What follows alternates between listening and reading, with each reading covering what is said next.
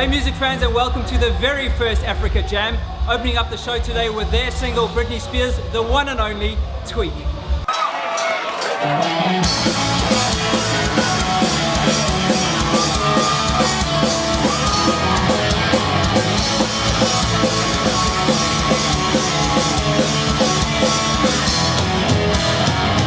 That I saw you was on MTV. Classified with bitch, you were my timing, yeah. It's cool that you are a domination. You're looking so much better since the surgery. Do that for me. Think it's really sweet, you whip my makeup to a T. No one noticed. Don't call me stupid, I'm not stupid, I'm special. Don't call me ugly, I'm not ugly, my mom said so. Big to the R to the I to the M, why can't you be mine? Britney Spears, I'll be the one to take you through your teenage years. I know that you're young, why can't organize a big day? Cause you're only 17.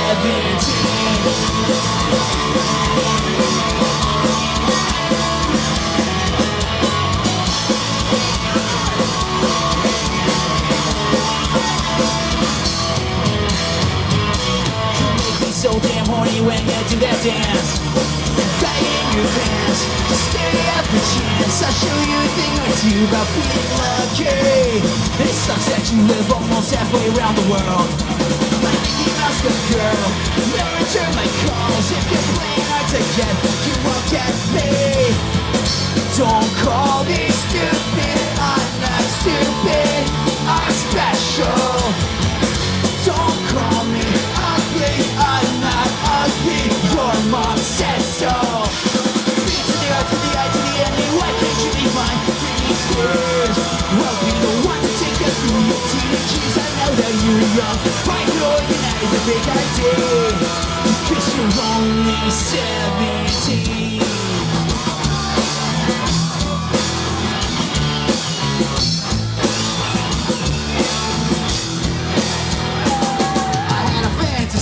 About you and I, you was in your red catsuit, looking all fly, just chilling in the hot tub. There was I, but who should walk in?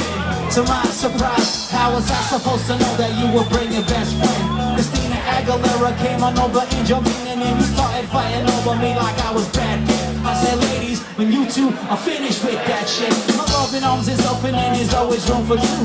So let me tell you, Britney Spears, what I think we should do to make it you and me. Christina Aguilera in the hot tub, now sing along.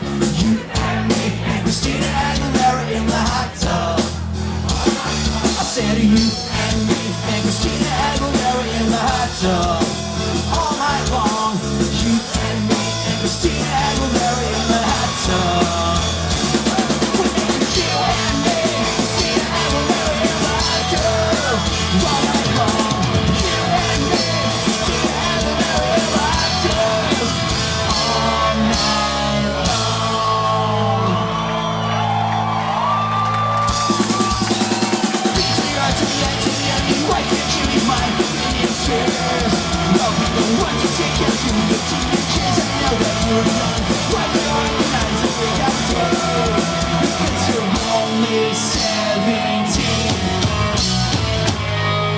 Assembly, thank you, good night.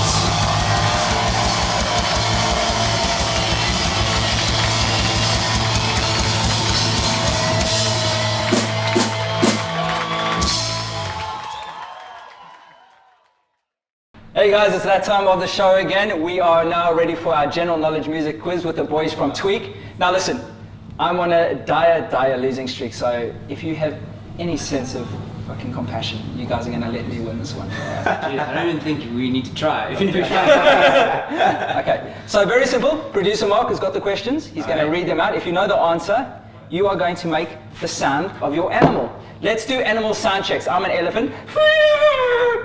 What sound does a one-eyed lion make? It's like I like that. Got it. All right, we're ready to roll. Producer Mark, hit us with some easy fucking questions, please. Okay. What was Michael Jackson's signature dance move? Fuck. Lion, Cyclops lion. Got it. Okay. Bang. Cyclops lion. What is the most expensive instrument in the world? Can I go? Yeah. It's got to be an organ. It's got to be an organ. I love how that is a universal fucking sign, an organ on every episode that we have. Massive organs they put in like cathedrals. How can that not be the most expensive? Okay, wait. Gold Stradivarius. Yes. Stradivarius. Cheers. Stradivarius. It's a cello, motherfuckers. Stradivarius. It's one of these. Jack Black, cello. You know what? Our big, please, viewers out there, please go and actually check these facts. There's no fucking ways that a massive organ in like fucking Westminster Cathedral is less expensive than a fucking Stradivarius. Stradivarius. That's Either way, we win. Sorry, moving on. Who was once known as the King of Soul and now the Godfather of Soul? Go, Chris, because I was gonna. James Brown. Yes. Bang. I was gonna say Barry White. That's so wrong. Who died of alcohol poisoning at age 27? Amy Winehouse. Yes. Bang. Yeah, 27 Club. We could probably rattle off a few, eh? But alcohol poisoning makes them. okay. This is getting What's his embarrassing. name? Nirvana. He died of shots. Yeah, shots to the brain. Shots, yeah, that's a more Next, insensitive. let's get this flipping ass whooping over with. On the cover of Nirvana's Nevermind. A baby and a $1 bull. Okay, well, I got that right. well, the question is not complete. The answer. My answers are a baby and a dollar bull and a fish hook. Okay. Okay. Well, the question was, what is the baby reaching out to? A dollar bull. Okay. We'll give it to him, man. Yes. Oh, how, Shame, we give it to him. how kind. What is the name of Green Day's drummer? Oh, shit. It's I like Hates him so much. should know this because he's the worst drummer in the world. Trey Parker, isn't it? Trey Cool. Trey Cool. Say. Shit, Team Two shots. Oh yeah. How many members in the band D12? It's a trick. 11. Can I just say, his answer would have been disqualified either way because he didn't make the noise of the. 6. Yes. Thank you. I even did the fucking crimp. Which band broke the Nashville curse by being the first band from the Tennessee city to have an album go platinum in 20 years? I was going to take a shit. Nickelback. They're from Canada. They're a band. Shut up. Like Crosby, Stills, and Nash. It's a punk band. Yeah? I was going to say the Ramones. No, much more. Blink 182. No, they are female fronted. Paramore. Yes. Oh, Wow. Paramore. You You dropped a Haley question last week as well. A Paramore I should question. know that. What do you call the drummer who breaks up with his girlfriend? Is this a joke or a question? Hit us with the punch. No one knows the drummer jokes. Homeless. That's actually pretty funny. How many band members recorded the first Foo Fighters album? 5. One. Yeah. Fucking Dave Grohl, yo. Tracked everything. Okay. Yeah, I've got nothing else I can say for that other than I just got ass raped again for the 5th show in a row. Thank you very much, Tweak. Who spends the most time in front of the mirror getting ready for a show? Chris. Chris probably. He's got some hair products going on. But like generally the dudes are, you know, look at my hair. I don't know when last I did it. Ooh, Brendan, damn. That guy's so sexy. Can't disappoint the teenage ladies who are now almost 30. Who's the biggest prankster on tour? Ricky. Would definitely be Ricky. Ricky's finally getting that sort of reputation. He's got the most swag, but does that prank? I don't know. Who tells the worst jokes? Chris. Definitely Chris. Chris jokes are terrible. I probably do, because I just tell them all the time. Yeah, they probably shit. Who is always late for soundcheck or rehearsals? Chris. Sure. Well, Chris has been late for the last 2 sets. Actually, we had to go and find him because he was like, "Oh, Brie, I thought we were playing at 12." So, yeah, Chris. Oh, that's gonna be me again. Who is the worst dancer in the group? Chris. We're all shocking. The best dancer is definitely Ricky. Myself, without a doubt. I just don't have the skills. What is your name again? I'm joking. Ladies and gentlemen, Tweak! Gents, welcome to the show, man. Cool, man. Thanks for having us. Playing music again after 10 years together. How's it going? Well, this is the last show, and it's been a wild ride, man. It's been so much better than we could have actually ever expected. It's been such a rad little trip down memory lane, and attendance has been amazing, and it's just been so much fun to go back and be a teenager for 2 weeks. Listen, I mean, you guys could have probably done this at any time. Why did now feel right? I think we had a reason. Hey, it's been 10 years since our last show, and we decided, hey man, what better reason to get back on stage than a 10-year anniversary? So we spoke to the guys from Oppikoppi. They were keen on one condition, that Oppi had to be the first show. So we were pretty much cucking ourselves that the first show back after 10 years was going to be in front of like thousands and thousands of people. But it was amazing. Let's talk about that performance, because it was fucking insane. I mean, social media straight after your set literally blew up. The crowd went literally freaking crazy. How nervous were you before that gig? Did you know what to expect? Were you guys thinking this is either going to be like hit or miss? I think Chris was the most nervous. So these guys at least play in a pretty awesome band, Crash Car Burn, so they're well-practiced musicians. I've moved on into banking, which is like obviously That's banking with the B, guys. Banking with the B. So I basically needed to relearn how to play bass. So that was pretty nerve-wracking, like kind of shitting myself before I hit the stage. We pretty much had one practice, and then 20,000 people. So, yeah, because Chris lives in the UK, so he got back from the UK on Thursday. We practiced all of Friday, and we played Oppikoppi on Saturday. Man. And it was totally fucking cool. It was rad. It's fine. You guys have made it really clear that like, this isn't a comeback. This is a celebration of what Tweak was, a kind of tribute to your fans back in the day, a thank you. But stepping off that stage after Koppi, after such a killer gig, do you guys not start thinking like, hey, maybe, why not? Why maybe we should come back? Or does that kind of never go through has it gone through your head yet? No, it's definitely gone through, I think, all of our heads. It would be absolutely amazing. But I think what's made it so cool and so rad, and the reason people have absolutely embraced this little tour, is because it's a once-off, like, trip down memory lane, and everyone can just go back and remember all their high school memories and how fucking cool it was.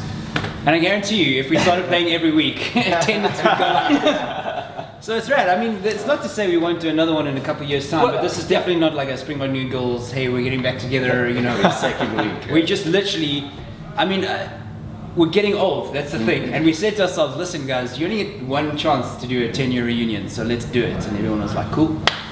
And yeah, so, you know, we'll see you in another 10 years, man. Let's talk kind of longevity. I mean this with all respect. Do you think the reason why you guys were so successful when you were is because it was about having fun and not about taking yourselves too seriously? Definitely. It's always been there, yeah. Like, I mean, so many bands along the way have tried to make this like a full-time job and literally like have just started hating it. As soon as it is not about purely just having fun and doing music and what you love, it becomes a chore, it becomes a job. And those are the bands that unfortunately don't really stick around that long. So, I mean, we've purely... I mean, look at you too. I mean, you know, they made it a job. The guys are struggling. Yeah. I'm talking from clearly don't enjoy what they do at all. From a South African context. The guys that are still doing it are the guys that literally are just doing it purely because they love it. Let's talk South African music. There, I'm sure you guys have seen some massive changes from when Tweak first started to what local music is now, advent of social media, what that means for bands, good and the bad. Have you ever thought if Tweak was a band that was starting out now, would you guys be as successful as you were back then? No. Maybe not. You know, there's so many different factors, man. Like you said, it was a completely different ballgame. No Facebook, no YouTube, no nothing, no internet. You know, no MP3s. You could actually sell CDs at shows. Cut to 10 years later, and it's a completely different world. So it's a difficult one to answer because on the one hand, now you have all these different platforms to get your music out there. But on the other hand, you are suddenly competing with so many more people because music is so much more accessible. So it's impossible to answer, but it would have been an amazing experiment to, you know, go back in time or forward in time. I'm getting lost, you know, and do the same band in a different time and see what happened. You're also forgetting one critical factor. We had a drummer that was 15 years old and a teenage. But listen, okay, so in an age where there's so much demand for kind of instant gratification, do you think there's more pressures on bands to kind of stick around long term? Jeez, I think that actually the pressure is to remain current and to keep putting out new music. Yeah. Like the guys that are doing well are the guys that are like spitting out new tracks, new albums really, really often. if you take a long break to sort of work on your masterpiece, the sort of problem that you have is people might just forget that you're ever there. And yeah, I mean, like, the attention span of fans just gets shorter and shorter and shorter. That's why we're so stoked that these gigs have been so amazing. I mean, when we were like, hey dudes, let's do this 10-year thing, we sat around and we said, you guys understand that there's a good chance a whole generation has passed that there will be fucking nobody at these shows. And everyone was like, well, that's not what it's about, man. We just want to go out and, you know, relive the good old days. And I think, you know, it's just been amazing to see that people not only have been coming to the shows, but have been singing back every single word. So that has just been the most amazing thing for, I think, for all of us to see that people have somehow remembered us after all these years. Let's touch on quickly kind of state of South African music as it stands and your opinions on the good and the bad of local music and bands trying to obviously make their way in the industry. What are the kind of pitfalls you would say face local South African bands at the moment trying to make it? I think the trickiest thing is trying to rise above, like, there's like a base layer of just like average sort of bands, you know, and the trickiest thing is trying to rise above that and get people to take note of like you as a special sort of exceptional band. And I mean, just the general sort of state of South African music, there are genres that are absolutely bigger than it's ever been. Like house music is huge, dance music's huge, hip hop is absolutely killing it. Rock is struggling, man. Like, Why? I can't say why. Honestly, I can't say why. Maybe the bands aren't good enough. Maybe the shows aren't good enough. But like the few rocking, awesome South African bands that are out there, they're putting on good shows and they're pulling people to the clubs. So I mean, maybe there's no excuse. Maybe you just need to be better. Hey, maybe they're too serious. You know, I think dance music and hip hop has got in common. It's like it is a fun thing. It's like an event. You go to it. Like, I'm not into that, but Holy One and stuff, that is fun. People go to that and throw paint on each other and get absolutely shit-faced. It's a party. And I don't know if a lot of rock bands do that. Maybe it's just like too serious, like look back how you remind me. It's not fun. Maybe it is, but I don't know, man. There's a couple of serious fucking talented rock bands in South Africa who are killing it. And lots I of think people Short go to Straw, shows, so. like I saw their set at Oppikoppi and they were fun to me. You know, Yeah. you watch it and it's like kind of uplifting and quite a vibe. That was fun. Gangs of Belay, they're a serious fucking band and they're killing it. So maybe the answer is you just need to be a better band. Who knows, man? Let's take a quick little detour and talk Crash Car Burn. I know we had to talk about Tweak, but I kind of want to just gauge musically. What has a band like Crash Car Burn allowed you guys to do musically and personally? I think Crash Car Burn is much more reflective of who we currently are as human beings, you know, as people. And musically, it's a more accurate reflection. This Tweak thing has been so much fun because we've got, I mean, we're buddies now, but we've got to go back and just forget about, you know, thinking too hard about anything or overthinking songs or we're just having fun. Whereas Crash Car Burn, I mean, we agonize over every single line, over every single lyric, over every single note. And when I listen to the songs, I'm like, these songs are 1,000 bazillion times better than the Tweak songs, but they're different, you know?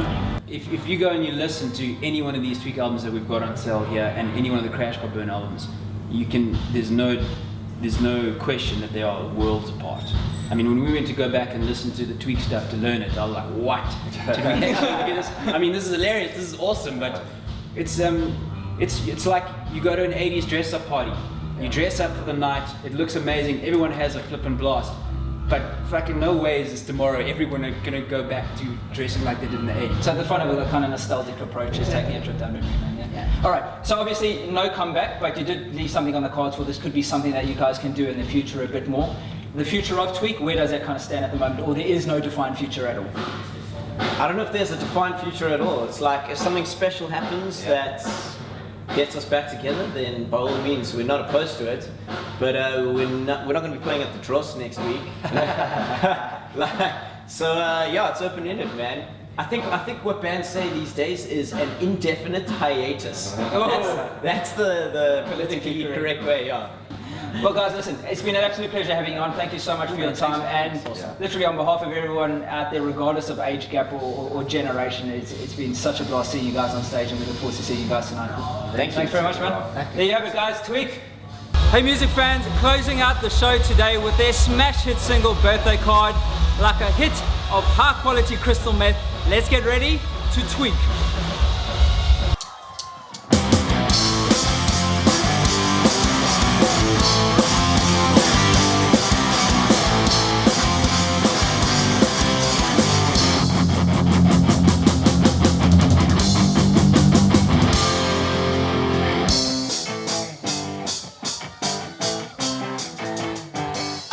Thank you for the I like to read it every now and then when I get bored. Could I thank you for the kind words? I can't believe I didn't see you only wanting to score. Here's a song to say thank you very much. It's unbelievable how you don't give a fuck about a damn thing. You don't care, you never did. I wanna say thank you for giving me nothing good. I know must have been hard, but you have always been giving PS.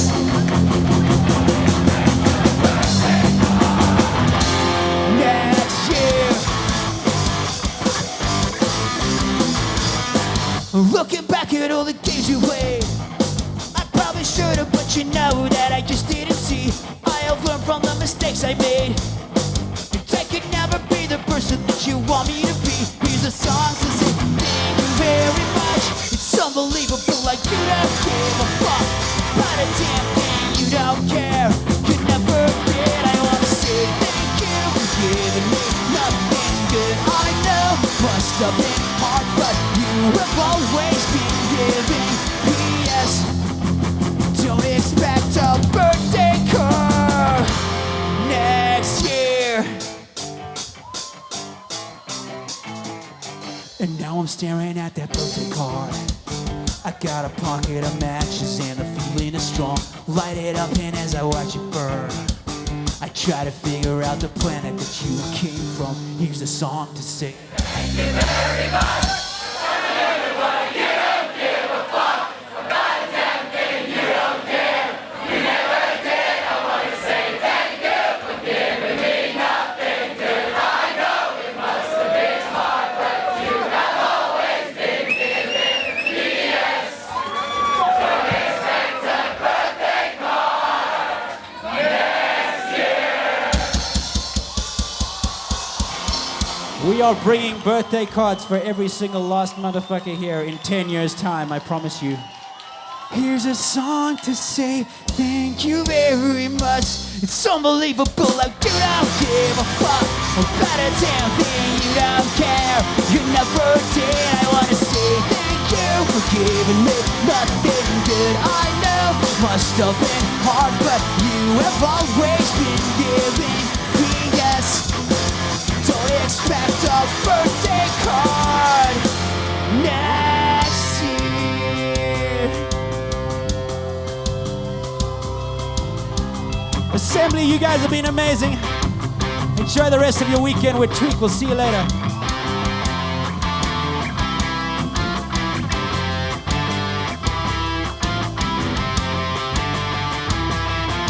P.S. Don't expect a birthday card next year.